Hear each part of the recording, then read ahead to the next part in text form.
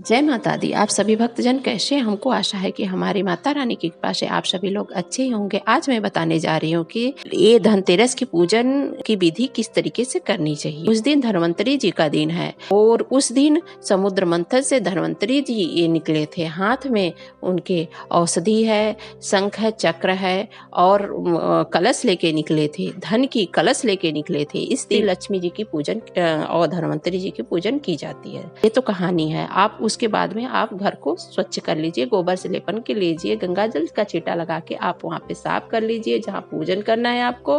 फिर उसके बाद में आपको चौकी बिछा देना है, लाल रंग का कपड़े बिछा देना है।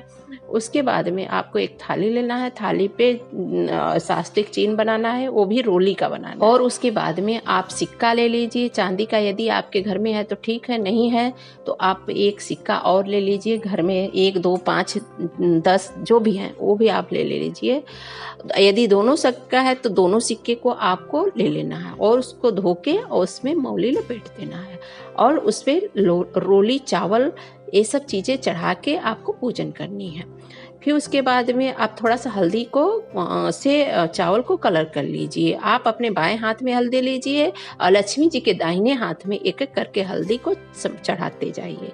फिर उसके बाद में आप एक कटोरी में धान ले लीजिए। धान भर के आपके लक्ष्मी जी के दाहिने साइड में आपको कटोरी में भर के रखना। फिर उसके बाद में आपको रोली, चंदन, चावल सब कुछ चढ़ा देना है और लाल रंग का फूल चढ़ाना है लक्ष्मी माता को और साथ हल्दी का गांठ लेना है और लक्ष्मी जी को एक एक करके समर्पित कर देना है।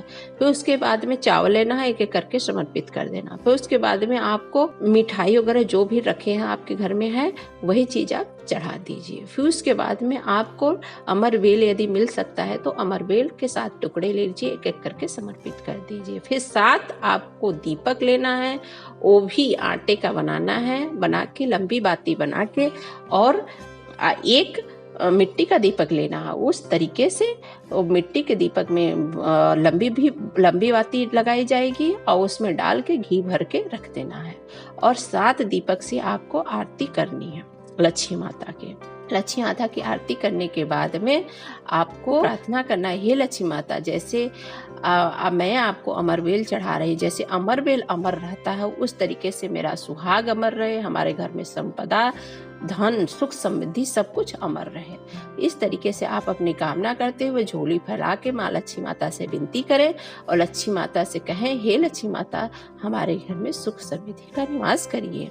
तो इस तरीके से करते हुए आप सिर टेक के फिर आप हाथ जोड़ के प्रणाम करके माफी मांगिए। फिर आप उठिए। 7 जो दीपक आप जलाए हैं आपको हर जगह रखनी है, जैसे कि आपके घर में रखना है, किचन में रखना है, बच्चे जहाँ पढ़ते हैं वहाँ रखना है, लक्ष्मी माता के जहाँ आपका तुलसी माता है वहाँ रखना है, एक बरामदे में रखना है, एक घर के अंदर ही रखना है, बाहर नहीं रखना है।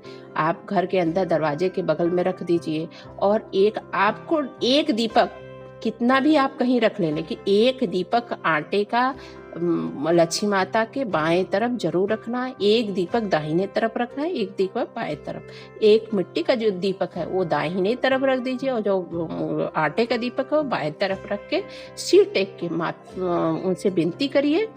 इस तरीके से आप पूजन करेंगे तो आपकी पूजन विधि करने से लक्ष्मी माता अवश्य प्रसन्न होगी। देखना 1 साल के अंदर आपके घर में धन की संपदा की कभी कमी नहीं रहेगी। इस तरीके से आप पूजन कीजिए और कमेंट में जरूर लिखिए जय लक्ष्मी माता यदि आप सच्चे भक्त हैं तो।